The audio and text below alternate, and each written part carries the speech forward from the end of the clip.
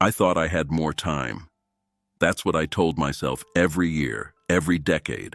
Every morning I woke up tired and pushed through anyway. I was diagnosed with cancer 3 months ago, stage 3, colon. The doctor said it had probably been growing for years, maybe 5, maybe more. He asked when I first noticed symptoms. I couldn't answer him. Not because I didn't remember, because I never paid attention. I am 74 years old, and for 31 of those years, I treated my body like it was someone else's problem. When I was young, I didn't think about health. Nobody did, not the way people do now. You worked, you ate what was in front of you, you slept when you could. If something hurt, you ignored it. If it still hurt a week later, you waited another week. That was strength. That was being a man. That was what my father did and his father before him. I started working at 22, factory job, then warehouse, then driving trucks for 16 years. My body was a tool. I used it the way you use a wrench, hard, often, without cleaning it or putting it away properly. I ate fast food because it was fast. I drank coffee to stay awake and beer to fall asleep. I smoked for 11 years before quitting. I never exercised on purpose. Walking to the truck was enough, I figured. I didn't see doctors. Not because I couldn't, because I didn't believe in it. I believed that if something was really wrong, I'd know. I believed that hospitals were for emergencies. I believed that worry was weakness. My wife, Darlene, she told me to get checkups. She reminded me every year. She made appointments I canceled. She left pamphlets on the kitchen table about blood pressure and cholesterol. I threw them away. I told her I was fine. And for a long time, I was. At 43, I started getting heartburn. It came and went. I blamed the chili from the diner near the warehouse. I chewed antacids like candy and never mentioned it to anyone. At 48, I noticed I was more tired than I used to be. I figured that was normal, getting older, slowing down. I drank more coffee. At 52, my knees started aching. I bought a brace from the pharmacy. It helped enough. I kept working. At 55, I had blood in my stool, just once. I didn't tell Darlene. I told myself it was hemorrhoids. It went away. Or maybe I just stopped looking. That was the moment, I think.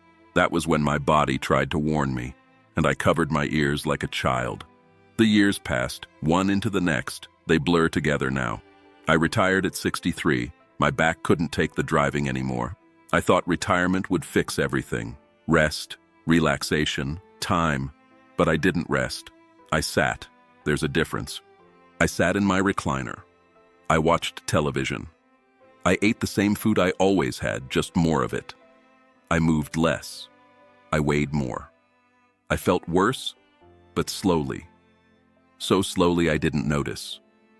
Darlene kept asking me to walk with her. She joined a group at the community center. They walked the track 3 times a week. She invited me every time. I said no. I said my knees hurt. I said I was tired. I said maybe next week. Next week never came. She stopped asking eventually, not because she stopped caring, because she got tired of hearing no. I see that now. At 67, I had a scare. Chest pain, sharp, on the left side. Darlene drove me to the hospital. They ran tests. They kept me overnight. Turned out it wasn't a heart attack, just acid reflux, severe acid reflux from decades of neglect. The doctor told me to change my diet, lose weight, get active. He gave me a list of foods to avoid. He gave me a number for a nutritionist. He told me this was a warning. I nodded. I thanked him. I went home. I changed nothing. I told myself I was fine. I told myself the scare was behind me. I told myself I got lucky, and that was that. Darlene cried that night. Not in front of me. I heard her in the bathroom. I didn't go to her. I didn't know what to say. At 70, I started having stomach pain. Not every day, but often enough. I blamed it on age, on stress, on the news, on everything except what it was. At 72, I lost weight without trying. 15 pounds in a few months. People said I looked good. I believed them. At 73, the fatigue got worse. I slept 10 hours and woke up exhausted. I had no appetite. I forced myself to eat because Darlene worried. She begged me to see a doctor. She made an appointment. I canceled it. She made another one. I went. But I lied. I told the doctor I felt fine. I said I was just getting old. He ran basic blood work. It came back mostly normal. He said I was healthy for my age. I held that phrase like a shield. Healthy for my age. The diagnosis came 3 months ago. I went to the emergency room because I couldn't ignore it anymore. The pain was constant. I was losing blood. I could barely stand. They did a colonoscopy, then scans, then more scans. Stage 3 colon cancer. It had spread to nearby lymph nodes. Surgery was possible. Chemotherapy after that. The doctor said we caught it late, but not too late. Maybe. I asked him what would have happened if I'd come in 5 years ago. He paused. He said we might have caught it as a polyp, removed it in the office, sent me home the same day. A polyp.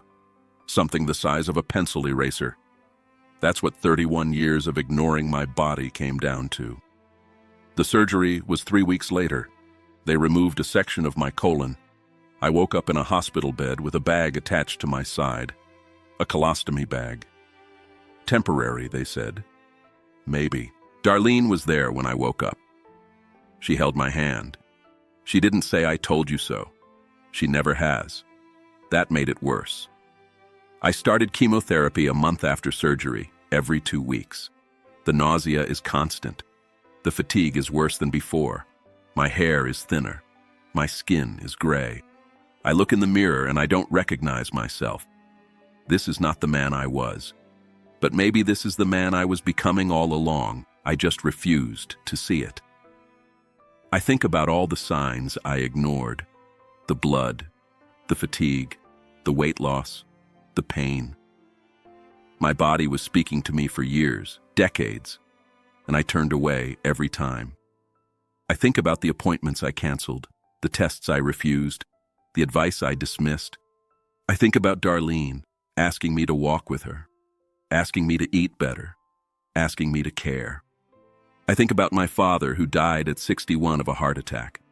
He never saw a doctor either. I told myself I was different. I told myself I'd have more time. The hardest part isn't the treatment, it's the quiet. The hours alone in the chair while the chemicals drip into my arm. The silence in the waiting room. The drive home when neither of us knows what to say. I have too much time to think now, and all I think about is time. The time I wasted.